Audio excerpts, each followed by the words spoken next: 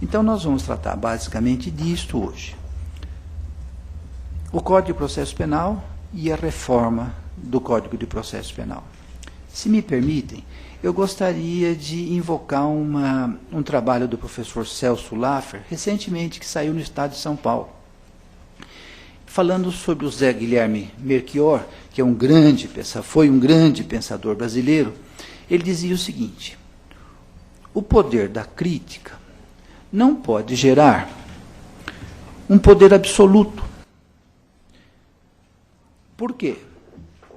Se houver um poder absoluto de criticar, nós vamos acabar suprimindo a liberdade em nome da libertação. Isso se ajusta muito à situação em que nós estamos vivendo.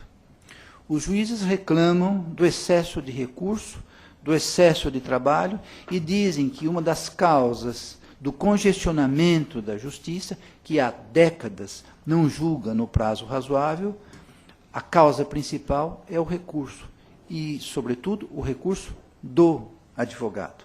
Como se o advogado, nesse exercício da função magna, essencial à justiça, protegendo o direito individual, é que deveria colaborar com o julgador e desafogar o poder judiciário. O advogado existe, na essência das coisas, é da substância do advogado lutar com todas as forças para a atribuição do devido a cada um, em todas as circunstâncias, empregando todos os remédios jurídicos, éticos e técnicos para a preservação da liberdade individual. Por outro lado, a população quase que controlada, manipulada pela grande mídia, como eu falava com o professor Valdemir Lucena há pouco, gera constantemente a necessidade de endurecimento do regime, como se leis mais fortes, penas mais graves, abreviação dos procedimentos legais, diminuição dos recursos, pudesse nos trazer segurança. Neste contexto, nós precisamos, como advogados, como cultores do direito, fazer ciência. Então, antes de nós estudarmos alguns aspectos do Código de Processo Penal a ser reformado, do projeto de reforma do Senado, que está aprovado, deve ir para a Câmara, e não se sabe, nesse momento histórico, se será aprovado como um código completo de leis ou optarão por novo fatiamento, como se vislumbrou na recente reforma do Código de Processo Penal, com a edição da lei que trata das medidas cautelares. É uma lei boa? É uma lei que evoluiu um pouco o sistema, melhorou um pouco o sistema. Todavia, é mais uma reforma parcial que traz um desbalançamento do todo harmônico que deve ser um Código de Processo. Então, eu queria falar um pouco dos recursos na sua situação dentro do sistema jurídico, para sabermos o que é recurso. Todos os dias nós interpomos as nossas apelações, os nossos recursos em sentido estrito, e às vezes, por força do cotidiano, deixamos de colocar os recursos na ordem jurídica, no sistema jurídico global. Se nós colocarmos o recurso com a sua natureza jurídica bem definida, todas as demais questões serão facilmente resolvíveis. Bem, depois, eu pediria para nós tratarmos de alguns dispositivos concretos, porque, ou vindo a reforma, ou não vindo neste momento, mais cedo ou mais tarde ela virá, e nós já nos adaptaríamos à nova ordem do Código de Processo Penal. Já vamos nos habituar ao que virá pela frente, mais cedo ou mais tarde. E, finalmente, se me permitirem, se houver tempo, nós falaríamos um pouco sobre essa questão do pacto republicano. A proposta do ministro César Peluso, digníssimo presidente do Supremo Tribunal Federal, a respeito dos recursos extraordinário e especial e a nova sistemática que ele visa implantar.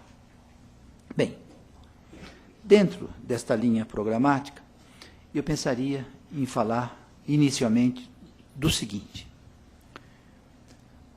ao longo da segunda metade do século passado e no início deste século, nós perdemos a noção do que é o direito, qual a finalidade do direito. Nós não tratamos mais deste assunto nos artigos, nos livros, na jurisprudência, no nosso dia a dia. Nós perdemos este conceito que é substancial, saber para que serve o direito. Para mim, eu acho que o direito visa estabelecer o bem comum. E o que é o bem comum? O bem comum tem uma tríplice dimensão. A primeira, mais importante de todas, é a preservação da dignidade humana. A preservação de cada pessoa individualmente considerada. A riqueza incomensurável que representa o ser humano, com as suas grandezas e com as suas misérias. Mas esse ser humano, intocável para outro ser humano, capaz de realizar atos maravilhosos, é falível e pode praticar um delito. Diante deste ser, dotado dessa extraordinária capacidade física, mental e espiritual, de viver na sociedade, fazer o bem e fazer o mal, qual é a nossa atitude diante de uma pessoa suspeita da prática de um crime? Será que nós estamos nos deslembrando que nós, integrantes do sistema judiciário, a maioria de nós advogados, e os promotores e os juízes, têm direito de reprovar a conduta, eventualmente tipificada num tipo penal. Mas, antes de reprovar essa conduta, a pessoa humana deve ser preservada, se possível, amada. É esta dimensão do profissional do direito em face da criatura humana que irá modificar integralmente o sentido das coisas. O direito e as autoridades constituídas podem reprovar uma conduta, mas necessariamente devem preservar o ser humano na sua integralidade. Irrepetível, grandioso, quase sagrado em face dos demais. A segunda dimensão do bem comum é a satisfação das necessidades desse ser humano. E não digo satisfação das necessidades básicas, porque essas são elementares. Mas nós, quando criamos o Estado, e nós precedemos o Estado, criamos um organismo, uma pessoa jurídica, para alcançar felicidade, para alcançar a satisfação das nossas necessidades, para criar um estado de coisas segundo o qual eu possa me desenvolver segundo as minhas potencialidades, segundo as minhas vocações, me realizar como ser humano.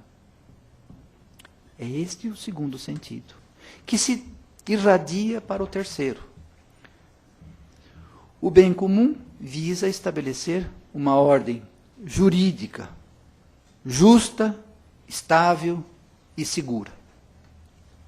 Justa, em que o cada um de cada pessoa deve ser, num primeiro momento, atribuído por todos nós. E quando nós não atribuímos o que é devido ao terceiro, e surja uma justa posição de interesses, ou uma controvérsia, ou uma lide, o Estado seja chamado a compor este conflito de interesse, esta controvérsia. Isso é que se estabelece pela ordem justa, estável, permanente, que nós possamos delinear o nosso presente em atenção ao passado, visando traçar o nosso futuro na ordem das coisas. Aqui estamos para realizar uma obra, e nós precisamos ter segurança para fazê-la. E, finalmente, uma ordem jurídica segura, em que nós possamos nos manifestar como seres humanos, viver sem medos.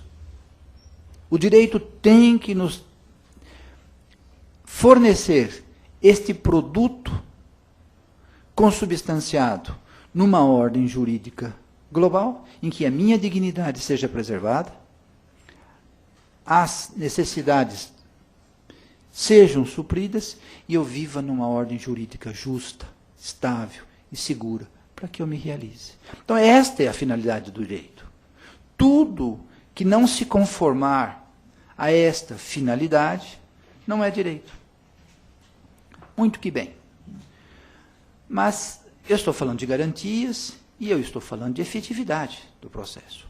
Também se faz necessário estabelecer um regime no qual a pessoa que pratica uma infração penal receba a justa punição, a reintegração social futura na execução, para que o processo penal realize o direito penal.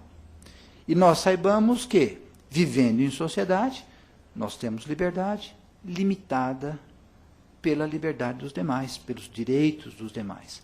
Quando se pune um infrator da lei penal, segundo o devido processo legal, nós estamos contribuindo também para a realização desta ordem jurídica justa, estável e segura. A efetividade do processo é tão importante como o garantismo. O garantismo, visto na sua concepção mais moderna, de criação de um estado de coisas que os inocentes não sejam incomodados. E se alguma pessoa vier a ser suspeita da prática de um ato delituoso, a primeira regra a se observar em face dessa pessoa é que ela é portadora da dignidade humana, constitucionalmente consagrada, uma dignidade que está, inclusive, acima da Constituição, porque da natureza do homem. Antropologicamente, o homem é portador de uma dignidade especial, de um estamento jurídico, de uma situação perante os demais que é alguém destinado a vir a ser. E no processo penal concreto, se alguém vem ser acusado, tem essa dignidade preservada e o devido processo penal aplicado na sua concepção mais abrangente. Então, para realizar o bem comum, nós temos dois balanceamentos que norteiam esta caminhada: efetividade do processo e garantismo. Como funciona isso? Qual é o sistema operacional desse trabalho? É o sistema acusatório. Então, nós podemos visualizar o processo penal moderno como uma modalidade do direito, um ramo do direito, destinado ao estabelecimento do bem comum, balizado pela efetividade do processo e pelo garantismo, e movimentado por um sistema acusatório. Sistema acusatório traduzido como uma totalidade bem ordenada. No caso específico do processo penal, com três funções básicas: acusação, defesa e julgamento, realizadas por órgãos distintos. Sempre que uma dessas pessoas, um desses sujeitos processuais, deixar a esfera que lhe é própria e invadir a de outro, o sistema tem uma desfuncionalidade, não produz bem comum, afeta o garantismo e a efetividade do processo.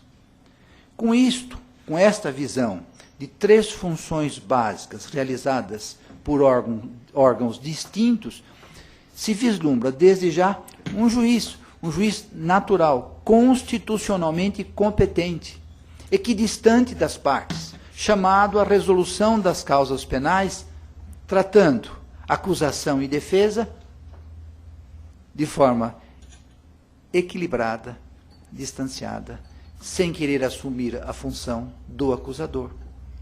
E o Código de Processo Penal de 40 tem uma série de dispositivos em que o juiz abarca a função de acusar. Uma delas, no 384 e seguintes, em que o promotor, diante de fato novo no processo, não adita a denúncia, vem o juiz e baixa a decisão, dizendo: olha, eu posso aplicar uma pena maior por este fato aqui. Assume a função acusatória e depois condena. Ele se transmudou em investigador, colheu uma prova, introduziu no processo, qualificou esta prova como importante para uma condenação superior à própria imputação, se desvincula do pedido e condena pelo mais. Isto a doutrina já identificou, a jurisprudência já decidiu, e o Código de Processo Penal, o projeto aprovado do Código de Processo Penal, mantém praticamente o mesmo dispositivo. Então, são conquistas que nós precisamos preservar e também reformular em face dessa legislação que está sendo objeto de discussão. O promotor de justiça, dentro dessa nova ordem constitucional, está chamado a não a formular qualquer acusação. Mas assim como existe o devido processo legal, o Ministério Público deve formular a acusação devida. Isto é, baseada em provas pré-constituídas. Provas pré-constituídas lícitas. Formular uma denúncia em que nada seja implícito, em que a descrição do fato seja completa, que a narrativa abranja, inclusive, o elemento subjetivo do tipo. Porque o elemento subjetivo do tipo, quando ele se traduz no fato tentado ou consumado, ele deixa de ser algo abstrato, íntimo, para ser um fato, objetivamente considerado, a ser objeto de imputação para que haja a reação. Esta imputação tem que ser objeto de controle do Poder Judiciário, mediante o contraditório. E aí surge a defesa. A defesa sem limites, que não sejam os limites éticos. Por isso que a Constituição diz que a defesa é ampla. Ninguém ensina, a lei não pode dizer como será a defesa. Os únicos limites defensórios são os limites éticos, em que o advogado jamais deixará de observar a moralidade em função da defesa de alguém. E essa reação é assim posta, para que haja uma força muito grande, porque está o indivíduo se defendendo em função do Estado, que tem mecanismos de investigação, agentes policiais, promotores treinados, justamente para tentar fazer valer a pretensão punitiva. O direito de liberdade tem que estar resguardado nessa visão de ampla defesa, em que réu e seu defensor se entrosam, um encarregado da defesa pessoal e o outro encarregado da defesa técnica, para formular uma reação devida para que depois se possa resolver a causa penal. Neste concerto das coisas, em que a acusação é devida, o juiz é natural e a defesa é ampla, se insere o direito ao duplo grau de jurisdição. Se inserem os recursos como uma garantia. Garantia que, como nós sabemos, tem um conteúdo assecuratório, que é diferente de direito, que tem um conteúdo declaratório. Eu tenho o direito de liberdade e tenho a garantia do habeas corpus. O duplo grau de jurisdição está entre esses direitos e garantias individuais para realizar o bem comum, segundo o sistema acusatório. Se é assim, se tem a natureza jurídica de uma garantia, é necessário que, ao tratar deste tema na reforma do processo, nós não possamos nos preocupar exclusivamente com congestionamento das pautas dos tribunais, com avalanche de recursos, com falta de dotação orçamentária, porque é uma garantia individual. E a garantia individual tem que ser objeto de consideração dos três poderes: executivo, legislativo e judiciário, para que nós tenhamos uma atuação, uma funcionalidade do sistema em grau de excelência. Portanto, e já vamos adiantando um pouco o caminho das nossas conclusões. Não se pode pregar, como faz o Pacto Republicano, a desestruturação de conceitos jurídicos apurados ao longo dos séculos, como a coisa julgada, para dizer que, decidida uma causa por um tribunal de justiça ou por um tribunal federal, isto é, decidida uma causa em segunda instância, transita em julgado o processo, transita em julgado a sentença, transita em julgado o acordo, nada obstante pendente um recurso especial e extraordinário. Além da violação desses conceitos jurídicos milenares, nós violaremos o próprio sistema. Então, nós temos que encontrar fórmulas de resolver os gravosos problemas que afligem a justiça, sem violentar o direito, sem esquecer este quadro que eu estou submetendo aos senhores e às senhoras. O que é importante, então? Nós definirmos e discutirmos aqui hoje se o duplo grau de jurisdição é uma garantia constitucional ou não é, como a Constituição de 1988 trata esse problema, e se fizermos uma conclusão de que há uma garantia constitucional, se essa garantia constitucional é abrangente de ambos os sujeitos processuais, acusador e defesa. O que os senhores pensam a respeito disto? O que o público que está nos assistindo pensa disto? Há três posições. A posição mais aceita pela doutrina diz o seguinte: a Constituição de 88 não fixou no elenco dos direitos e das garantias individuais o duplo grau de jurisdição. Não o fez de forma explícita. Mas optou por uma posição implícita. Ao criar os tribunais, disciplinar os diversos tribunais, o Supremo Tribunal Federal, o Superior Tribunal de Justiça, a Justiça Federal, a Justiça Estadual, os órgãos para os quais se recorre, e também prever alguns recursos no próprio texto constitucional, implicitamente a Constituição entendeu que seria uma garantia.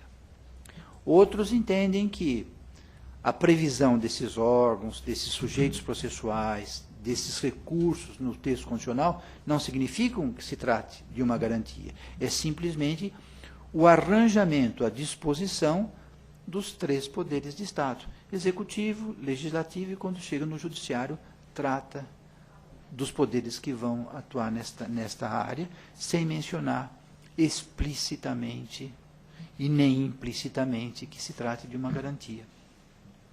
Seja qual for a posição dos senhores e das senhoras, eu pediria para que nós invocássemos os textos de direitos humanos. Todos os textos de direitos humanos, os tratados subscritos pelo Brasil e que são norma interna, prevêem que o acusado tem direito a acesso à justiça criminal e direito ao reexame de uma decisão que lhe for contrária por um tribunal superior.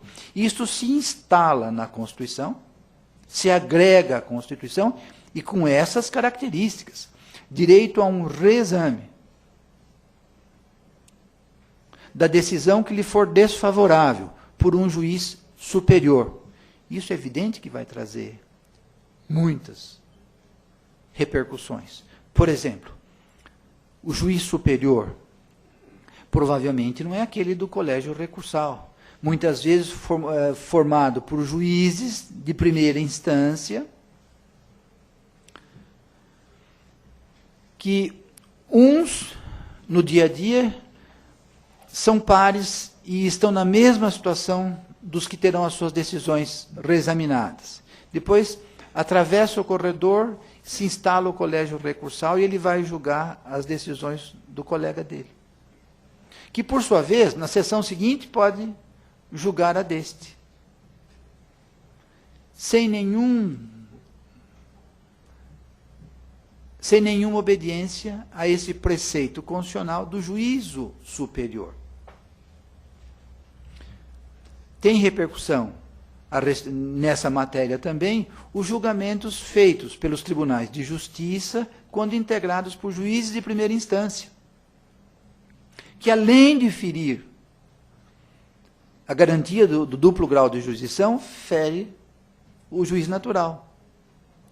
Todos nós temos experiência, às vezes criam câmaras extraordinárias, letra A, B, C e D, compostas, a turma julgadora vem composta por um juiz relator de instância intermediária, um juiz revisor de instância intermediária e depois um terceiro juiz desembargador. Numa sessão eles costumam julgar 200, 300 processos que o juiz presidente, o único que é desembargador, o único que é juiz superior, sequer viu o processo. Então não é este o duplo grau de jurisdição consagrado pela Constituição. Nós também sabemos que os recursos, na grande maioria das vezes, os acórdãos são feitos por assessores. Um número cada vez maior, para um espanto cada vez maior da comunidade jurídica e uma falta de reação absoluta nossa, já estamos entrando no grau de aceitação. É melhor que o assessor faça, porque pelo menos julga. É isto que eu queria ouvir dos senhores. Se isto é recurso, se isto é acesso, se é reexame por um juízo superior. Se é possível que um tribunal de justiça, da importância de vários tribunais, como o de São Paulo, possa estabelecer, por normas internas, que os autos, fisicamente, sequer mais vão à sala de julgamento. De forma que muitos deles têm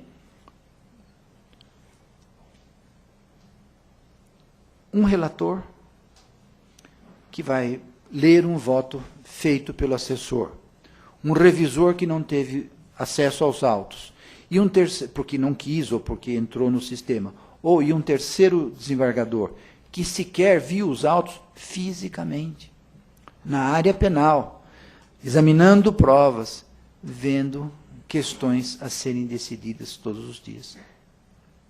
Se isto é um duplo grau de jurisdição. Se um dos fundamentos do recurso é a segurança, a justiça. Quanto mais se examina uma decisão, há uma tendência de fazer com que essa decisão seja melhor.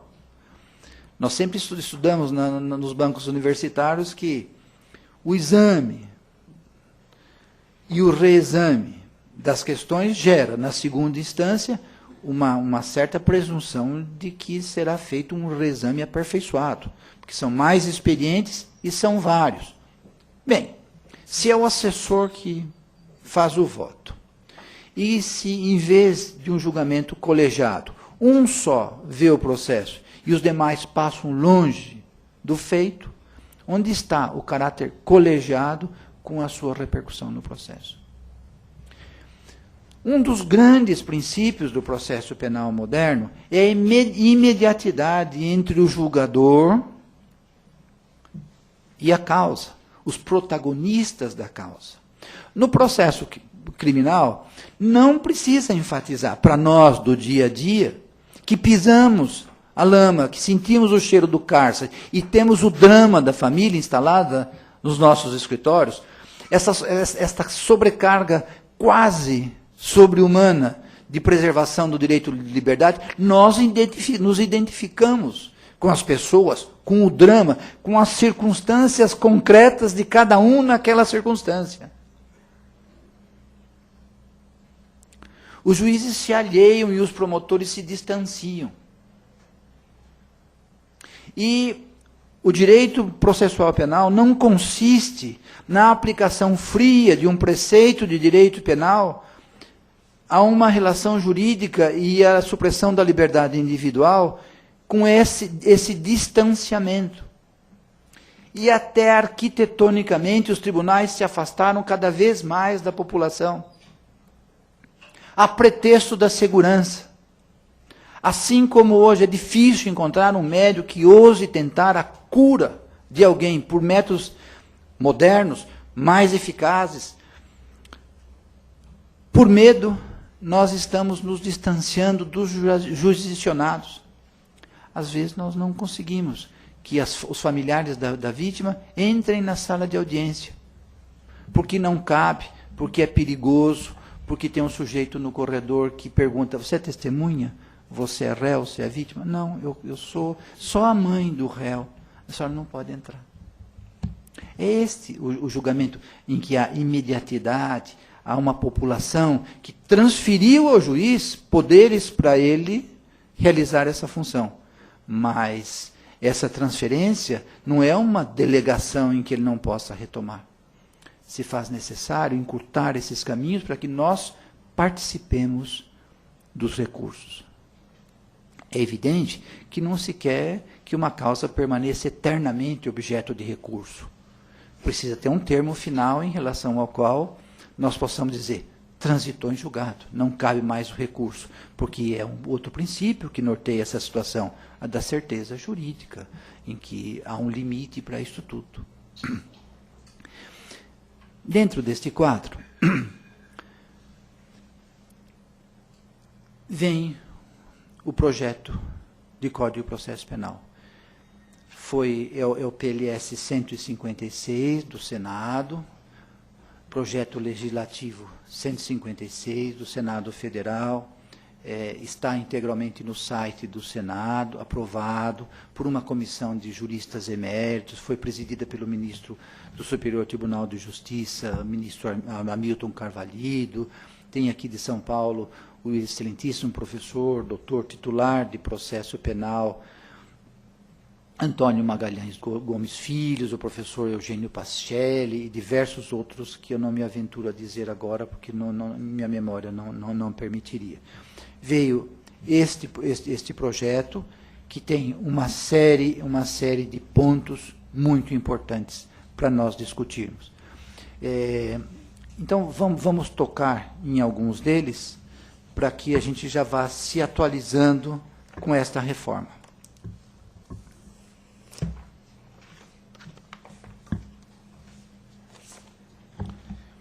No projeto, os recursos são tratados no artigo 458. E vai tratar dos recursos em geral. Só para a gente assim, tirar da análise alguns méritos dessa reforma. Não teremos mais o recurso de ofício, chamado recurso de ofício. Que, na verdade, nós sabemos que não é um recurso, porque não pode o julgador equidistante recorrer. Era uma condição de trânsito em julgado, uma remessa obrigatória. E isto atravanca os tribunais. Isto promove um congestionamento, porque se nós temos um Ministério Público dotado de muitas garantias, de muitos direitos, de prerrogativas, que é o titular da ação penal não recorre, porque o juiz deveria fazê-lo. Então, há a supressão do recurso de ofício. Também há a supressão da carta testemunhável, que era destinada a fazer subir determinados recursos. Consagra a apelação e, para o reexame das decisões interlocutórias, prevê o agravo. Então, busca um pouco a unidade com o processo civil. O agravo funciona bem. Nós não precisaríamos ter um recurso em sentido estrito, que tem muitas semelhanças com o agravo, com um nome diferente. A ciência processual chegou à conclusão, nos nossos tempos, que as decisões interlocutórias serão objeto de agravo. Agravo retido e agravo de instrumento. Mantém os embargos de declaração, com a natureza recursal. Só que coloca um dispositivo limitando os embargos de declaração. Os embargos de declaração somente poderão ser admitidos uma única vez. Porque em muitas oportunidades, diante de uma decisão que tem uma obscuridade, uma omissão, uma contradição, há a interposição dos embargos de declaração. A praxe forense mostra que tem aquele célebre dispositivo dos computadores, o Ctrl+F, vem lá. Os embargos têm natureza infringente, não há obscuridade, omissão ou contradição a ser revista. Mantém-se o venerando acórdão precedente. E às vezes não é assim. Para o acesso aos tribunais superiores, especialmente, é necessário que se faça o pré-questionamento do direito federal e do direito constitucional. E muitas vezes o acórdão não tratou explicitamente. Se nós não fizermos o pré-questionamento nos embargos, vem o Tribunal Superior e diz: olha, a matéria não foi pré-questionada, então não conheço do recurso especial, não reconheço do recurso extraordinário. Os embargos são vitais para isso e em muitas outras circunstâncias. E mais do que isso também. É evidente que os embargos de declaração, em muitas oportunidades, têm esse caráter infringente.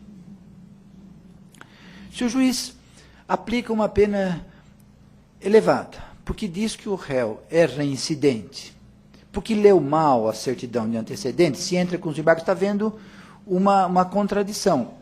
A certidão diz que o réu é primário, ou que não transitou em julgado a condenação anterior, só dizendo que ele é reincidente. Ele tem que abaixar a pena? Tem que abaixar a pena. Então, esse caráter infringente é íncito ao próprio recurso.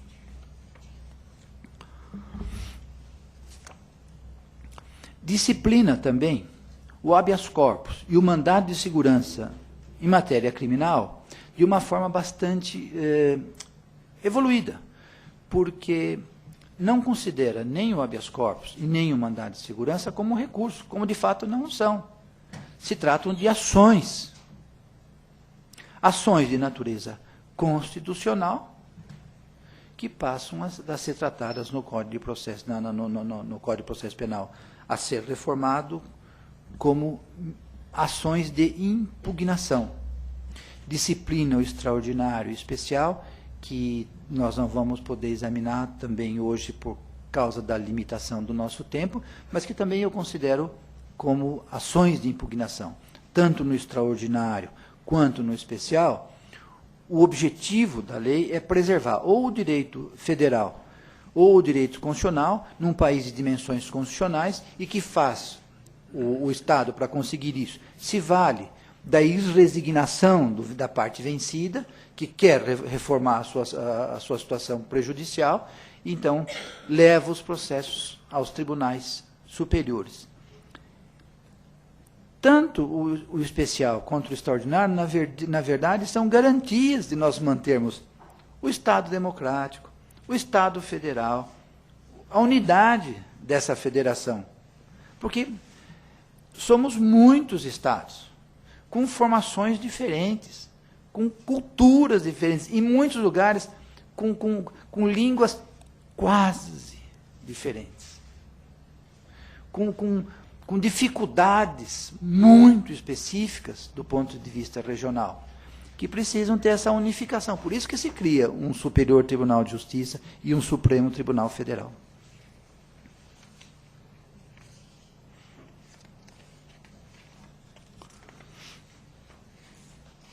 Então, quando se fala em dificultar o acesso, não está só sendo prejudicado o acusado em concreto, está sendo prejudicado o próprio controle das decisões.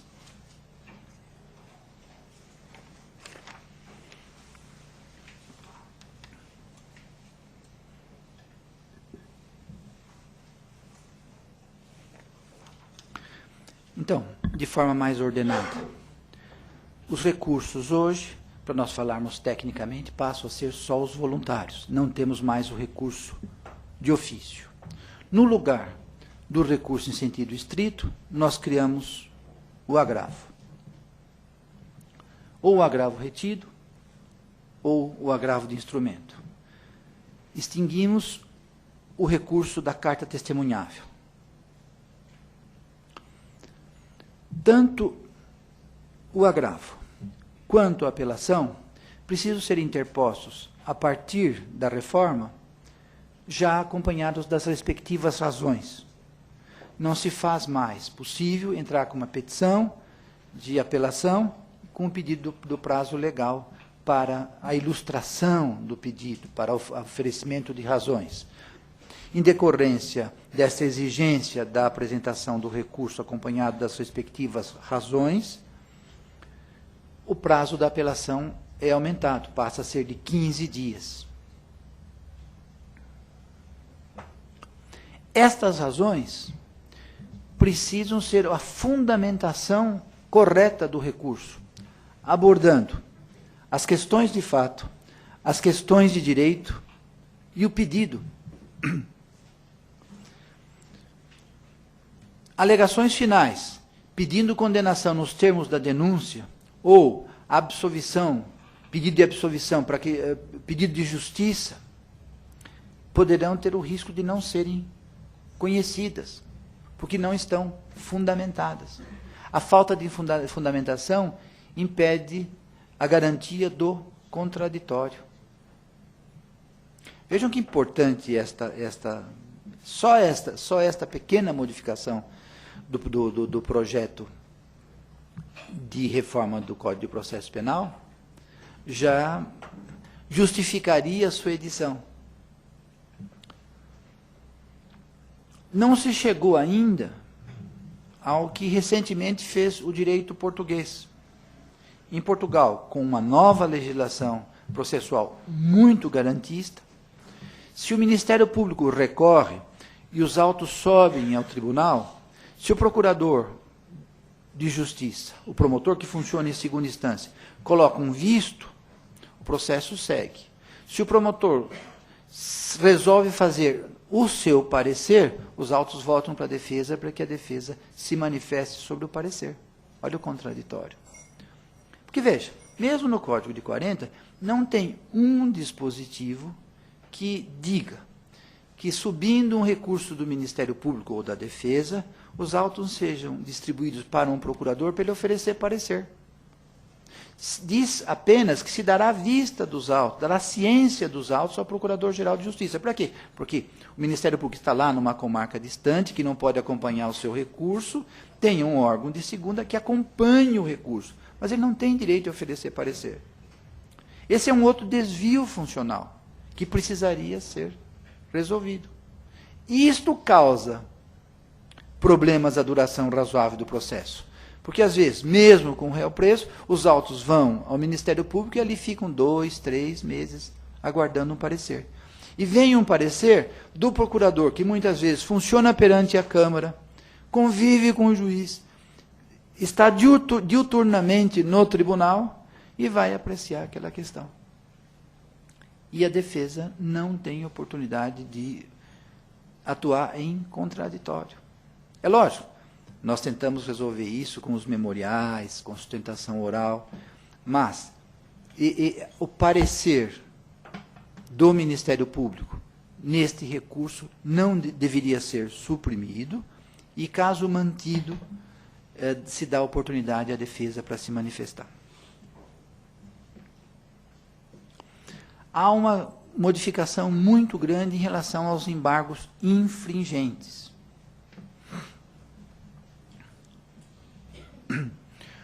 Na atualidade, os embargos infringentes cabem em face de apelação, de recurso em sentido estrito, do próprio agravo, quando vem o agravo lá da execução. A reforma optou pela restrição do duplo grau de jurisdição nessa fase de reexame dos casos na superior instância.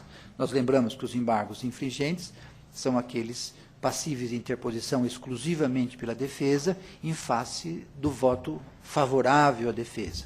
Não há unanimidade, há um voto favorável à defesa, a defesa pode entrar com os embargos infringentes, amplia-se a turma julgadora para que se tente resolver favoravelmente o acusado aquela questão. Na sistemática atual, nós podemos interpor embargos infringentes se houver uma decisão desfavorável ao acusado na apelação, no recurso em sentido estrito, no agravo, como dizia. Pela reforma, só cabe embargos infringentes na apelação. E assim mesmo, se for um acórdão que decidiu uma questão nova em face do acusado. Se mantém a decisão de primeira, não cabe os embargos. Se sobe um recurso com o réu absolvido e o tribunal condena por votação majoritária, é cabível o embargo infringente. Se o tribunal mantém a decisão, não é cabível, ainda que haja um voto divergente. Qual o fundamento dos embargos? É que o reexame se fará por um juízo colegiado e um dos julgadores está decidindo favoravelmente ao réu. Há uma dúvida. Dúvida essa que vai repercutir diretamente no direito de liberdade.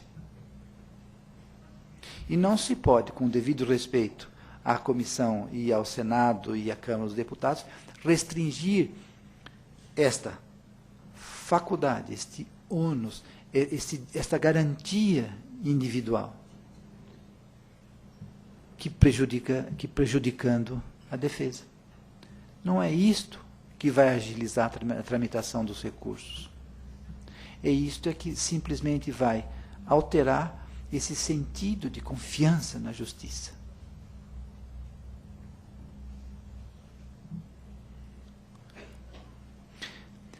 Como adiantei, os embargos de declaração podem ser opostos uma única vez.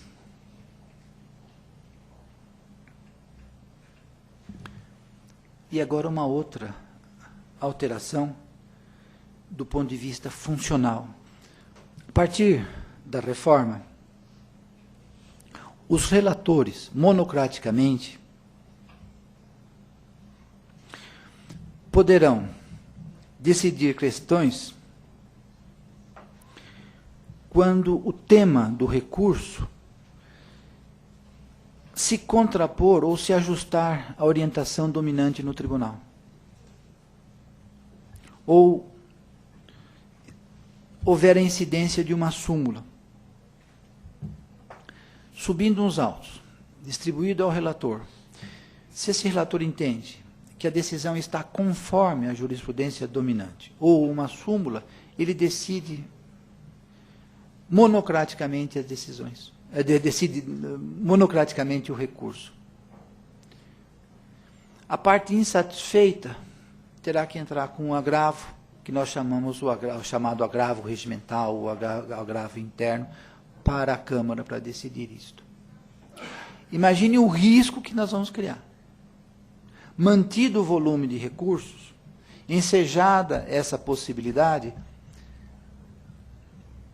presente essa realidade das coisas, que é a decisão por assessores, nós, muito provavelmente, teremos estreitada a garantia do duplo grau de jurisdição. Porque todos nós sabemos na prática, a tendência, o relator já indeferiu. A Câmara já está afeiçoada àquele relator. E um outro problema aqui, que a gente não estuda nos livros também.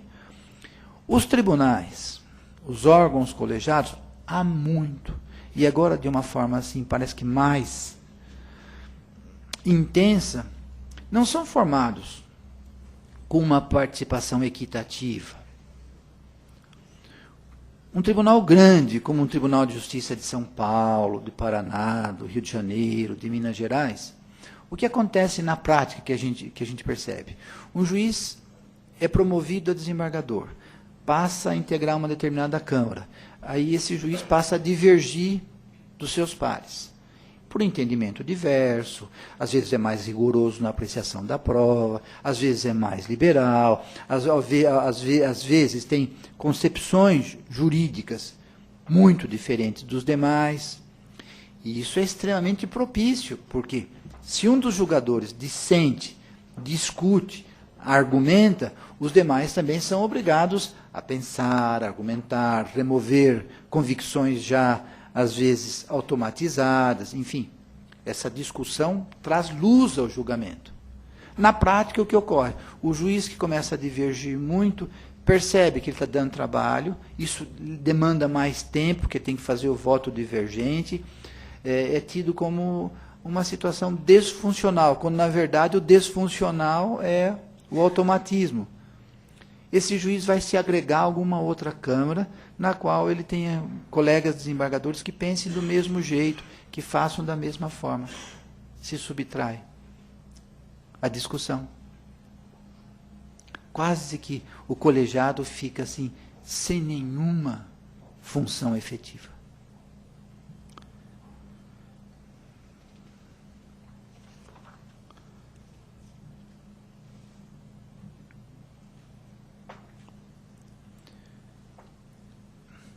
Com esta visão geral dos recursos, com a previsão explícita dos agravos, de forma bastante similar ao recurso em sentido estrito, em que estão previstas as hipóteses de cabimento de agravo, se fica com a visão geral da reforma do Código de Processo.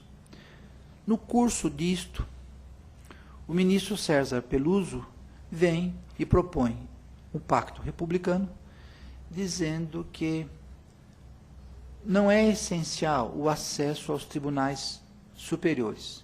Decidindo uma questão por um tribunal colegiado, já se transita em julgado, se quem quiser discutir aquela decisão, deverá fazer através de uma impugnação própria, em nenhuma hipótese passível de recurso em sentido passível de efeito suspensivo, de forma que há o trânsito em julgado.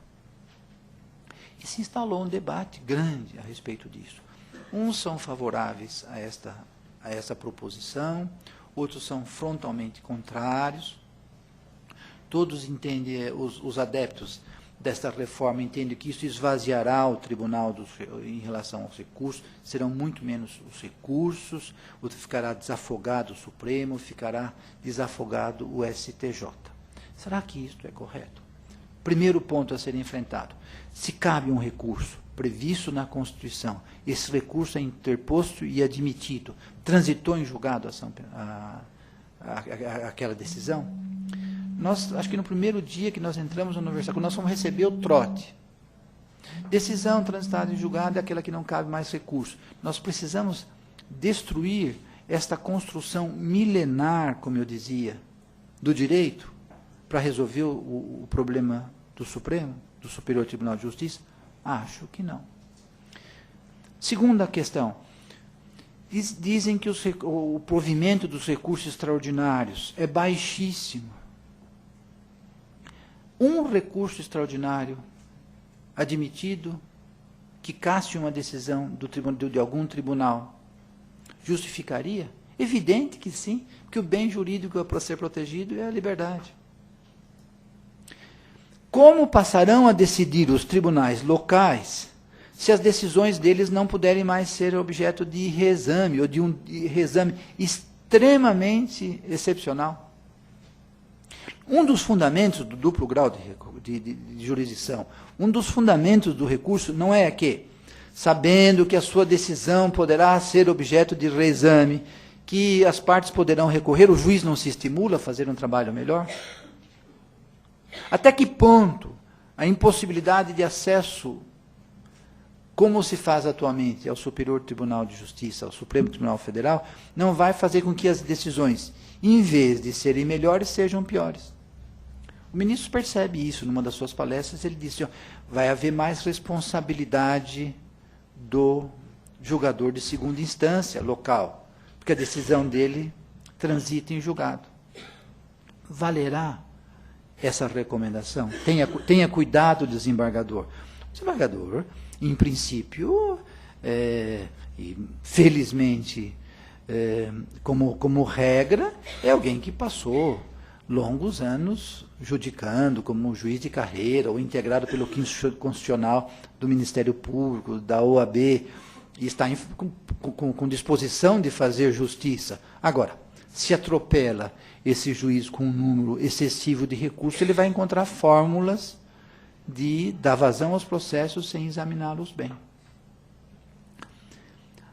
Pode-se fazer um dispositivo, fazer uma sustentação dessa reforma, desse pacto republicano, sem considerar as diferenças entre o processo civil e o processo penal? Quem são os principais clientes dos tribunais superiores?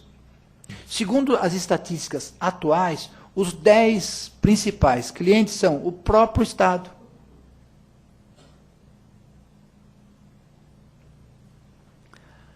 As companhias de telefone, as grandes empresas, não são os réus que congestionam a justiça. Então nós vamos suprimir os recursos em face dos acusados, sobre os quais pode recair uma pena criminal, que será cumprida nos presídios brasileiros, em que ocorrem as perversidades que todos nós conhecemos, para pretensamente liberar os tribunais superiores para julgar que causas? Especificamente em relação ao Estado de São Paulo, nós estamos num ciclo no qual há uma greve, logo em seguida esta greve, quando ainda não se colocou o trabalho anterior em dia, vem uma nova greve. E a dotação orçamentária do Poder Judiciário é de 4%, com inúmeras e inúmeras varas a serem providas, outras a serem criadas, funcionários não recebendo adequadamente, instalações totalmente inadequadas para qualquer trabalho. Em nenhum lugar do mundo é possível que haja julgamento no tempo razoável, se nós vamos ver um processo e tem uma pilha do nosso tamanho, e o funcionário precisa mexer processo por processo para achar a nossa. Quer dizer, talvez o nosso problema não seja de efeito suspensivo ou efeito devolutivo, maior ou menor extensão, talvez seja de prateleiras. E por falta de prateleiras se suprime uma garantia constitucional.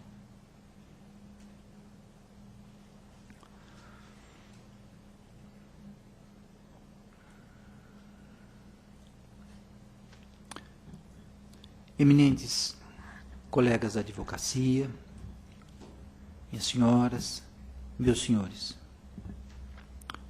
o direito tem que realizar o bem comum.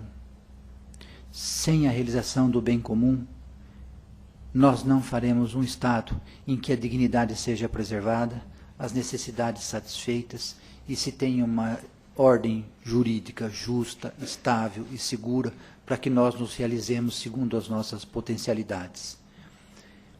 Há que se fazer um balanceamento entre a efetividade do processo e o garantismo. Empregar-se o sistema acusatório, especialmente no segundo grau de jurisdição, para que cada parte exerça o seu papel no processo penal, um papel dialético. Sobretudo, o grande problema dos recursos é promotores melhores, advogados melhores, juízes melhores, a ação penal bem preparada por investigações que, respeitando as garantias individuais, recolham as provas lícitas, para que, em vez de ações penais infundadas, denúncias nem sempre bem descritas, nós entupamos um organismo que, se não tiver eficiência e consciência da importância do papel de cada operador do direito, vai ser sempre assim, um sistema falível, lento, injusto. Muito obrigado.